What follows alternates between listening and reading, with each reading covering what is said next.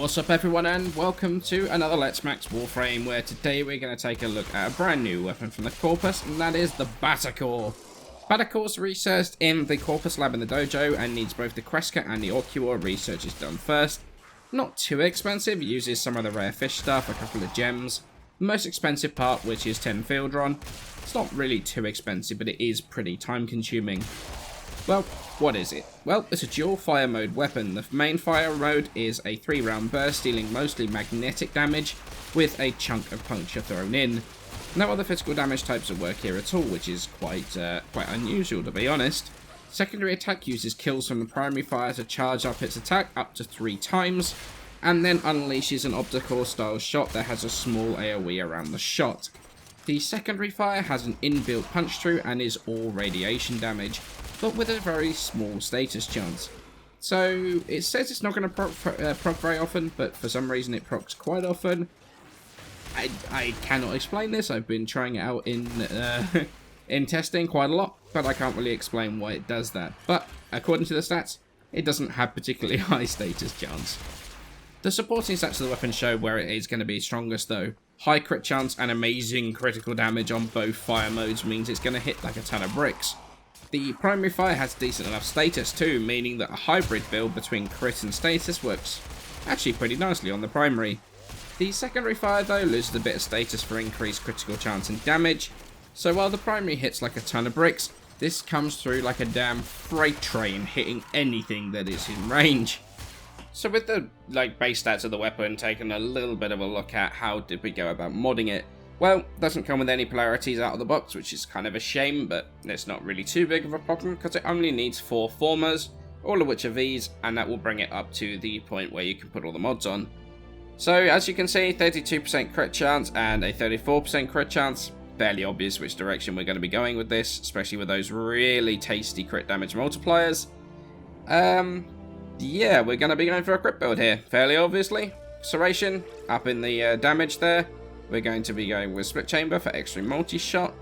Then we're going to go Prime Shred or Normal Shred, depending on what you've got available at the time, really. Either one works, it's just obviously if you've got the Primed, why wouldn't you use the Primed? So, pretty much as simple as that. Point Strike to bring our crit chances up, 80% on the burst and 85% on the charge. And then we're going to put Vital Sense in to increase our crit damage, 5.3 times and a very tasty 6.6 times. Very, very nice here. Then our final mod, this is kind of a personal preference mod, to be perfectly honest with you. You can go Hunter Munitions if you want, for the chance to have a slash proc on a crit, and especially if you like combining it with Viral, that works out really, really nicely. Or you could use Terminal Velocity, which the extra projectile speed actually kind of makes this more like a hit scan weapon, so that's really, really, really nice, especially since the rounds are very, very slow. You could go with Vigilante Armaments for the extra multi-shot and the chance to change a crit from the weapon into a so a yellow crit will become an orange crit. If we wanted to, we could also try and change out Prime Shred, and then we could go with Vigilante Offense as well for a 10% chance, so that gives you the punch through back at the loss of some fire rate. I personally don't go with this, but it is an option if you want to use it. And it doubles up on the Vigilante. But yeah, that's pretty much what I would do with that. I mean, you could also go Argon Scope if you really wanted to. For the extra crit damage on a headshot. That would actually bring it over 100%, which is really, really nice.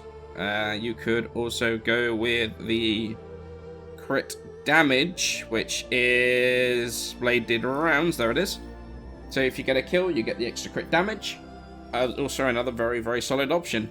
Loads of different options you could go for here. Personally, I like Hunter Munitions, and then combining it with either Corrosive, as you can see, Malignant Force or High Voltage, or Malignant Force and Rain Rounds for the Viral.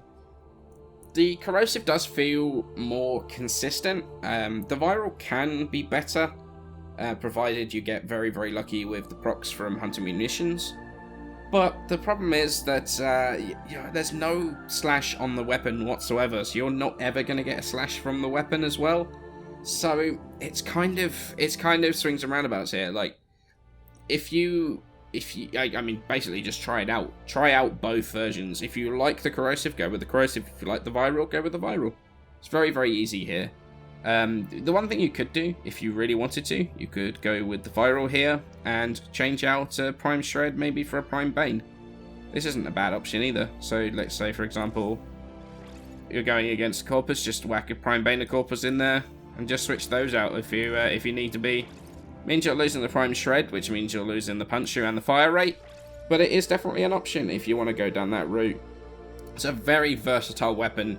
And because it's a strong weapon, it means you can be more versatile and you can sort of tailor your build around some of the weapon's faults if you wanted to.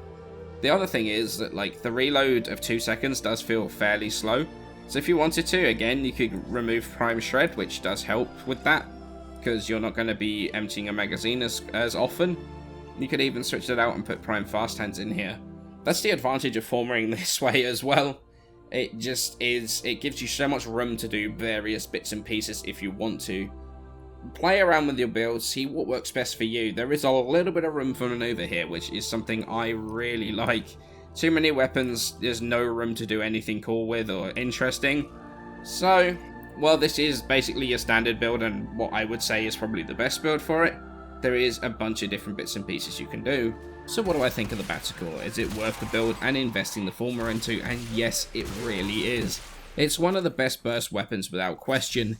If you are accurate and can land headshots, you can really pump shot after shot into enemies.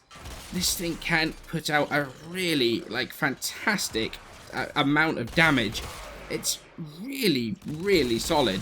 Like, I would not have any problems taking it into any of the more endgamey activities like sorties or arbitrations.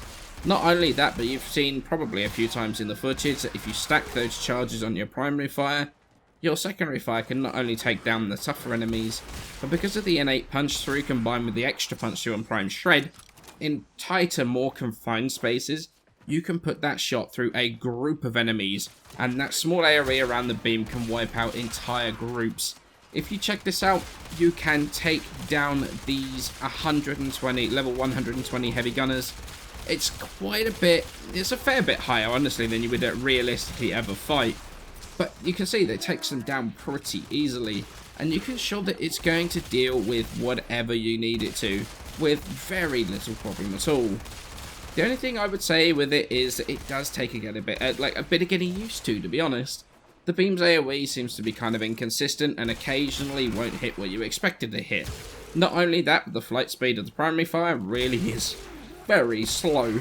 So you're going to have to get used to that and be able to lead the target effectively. But that does make it even more satisfying when you're able to put it to good use. But I think the thing I like the most about it, and this is going to get slightly spoilery for a second, so just be aware here, and that's the fact that it's the first thing we've seen of the factions trying to adapt sentient technology and put it to use. When you check out the enrichment labs in the Orb Valis, you can explore it and find a whole bunch of sentient fighters that are being experimented on and being tested. You can even see a Corpus weapons lab and a Battacor in the thing, and if you interact with it, you can fire the charged shot from a Battacor. So as a result of this, it seems that Nefanyo seems to be turning that sentient technology to his advantage. And that's where the Battacor and the Occuor has come from. Or the Opticor, sorry. When you break the weapon names down, Battacor, like Battlist, Opticor, like the Oculist, we've not really seen the factions try and take advantage directly of sentient technology before, but I really like the implications this has on the story of the game. So we have a really damn good weapon, really good looking with a pretty cool backstory. The Battacor does have everything. I really like this thing and I've enjoyed using it a lot. I definitely recommend it for sure. Check it out. If you enjoy burst weapons, you'll really like this. So I hope you enjoyed my look at the Battacor. More videos coming soon, but for now, hit that like button if you liked the video and subscribe for more Warframe content. I thank you all for the support on my videos, and I shall catch you in the next one.